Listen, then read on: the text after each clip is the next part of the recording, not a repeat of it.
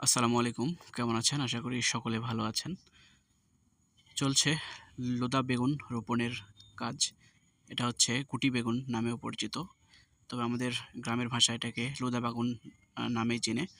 তো আপনারা যারা এটাকে বিভিন্ন নামে চিনে থাকতে পারেন।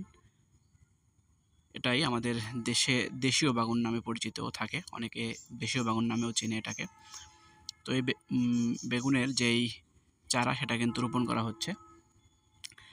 আর এটাই হচ্ছে এই বেগুন চাষের উপযুক্ত সময়। এখনই এই চারাগুলো রোপণ করতে হবে এবং ৩ মাস বা ২.৫ মাসের ভেতরে গাছে কিন্তু ফুল আসে, তারপরে ফল। তো যারা এই বেগুন সম্পর্কে জানেন তারা অবশ্যই বুঝবেন যে এই বেগুন চাষে আসলে লাভ কীরকম। আর ডিটেইলস বলতে হবে না, কারণ এই বেগুন চাষে আসলে অত্যন্ত পরিমাণে লাভবান হয় কৃষক। আমার জানা মতে আমাদের এখানে অনেক কৃষকই করে। তো এবারে করা হচ্ছে। তো যারা করতে চান তারা এখনই কিন্তু রোপণ করতে পারেন। এটাই উপযুক্ত সময়।